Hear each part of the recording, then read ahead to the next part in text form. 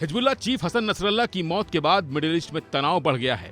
Israel से जंग के बीच ईरान के सुप्रीम लीडर अली खामेनेई ने तेहरान में जुमे की नमाज के दौरान होने वाले अपने संबोधन में पूरी दुनिया के मुसलमानों से एकजुट होने की अपील की है। उन्होंने कहा कि मुसलमानों को दुश्मनों से सावधान रहना होगा। मुस्लिम विरोधी विनाश की सियासत कर रहे हैं, मुस्लिम साथ रहेंगे तो अल्लाह मेहरबान होगा। खामेनेई जब लोगों को संबोधित कर रहे थे तब अपने एक हाथ में राइफल पकड़े हुए थे। एक वीडियो में उन्होंने राइफल के साथ देखा जा सकता है।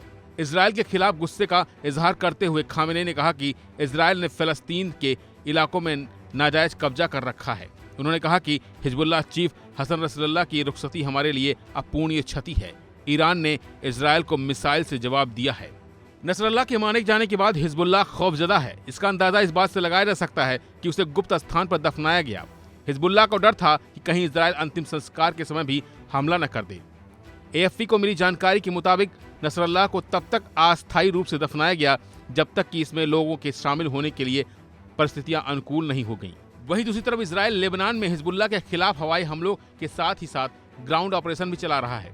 IDF का दावा है कि अब तक जमीनी हमलों में उसने हिजबुल्लाह के 250 से ज्यादा आतंकियों को खत्म किया है। उसके बुनियादी ढांचे को भी तबाह किया है। द टाइम्स ऑफ इजराइल की रिपोर्ट के मुताबिक IDF चाहती है कि ये ऑपरेशन जल्द से जल्द खत्म हो और यही वजह है कि आने वाले दिनों में इजराइल इन हमलों को और भी तेज कर सकता है। इस बीच ईरान ने इजराइल को धमकी दी है। उसने कहा कि हम पर हमला हुआ तो इजरायली एनर्जी और गैस साइट्स पर हमला करेंगे।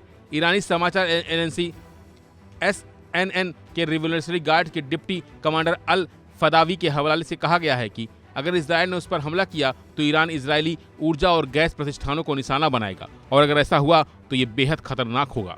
लेबनान में हसन नसरल्लाह के मारे जाने के बाद हिजबुल्लाह को एक और झटका लगा है। दावा किया जा रहा है कि इजराइल ने अब नसरल्लाह के उत्तराधिकारी हाशेम सफीद्दीन को निशाना बनाया है। हालांकि अभी तक इस पर हिजबुल्लाह की ओर से कोई रिएक्शन नहीं आया है।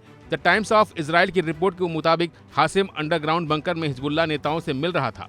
IDF का कहना है कि हमले में हिजबुल्लाह के खुफिया हेडक्वार्टर्स को निशाना बनाया गया। यह हमला नसरल्लाह के मारे जाने के ठीक एक सप्ताह बाद हुआ है। फिलहाल के बस इतना ही। बाकी अपडेट के लिए बने रहिए वन इंडिया हिंदी के साथ।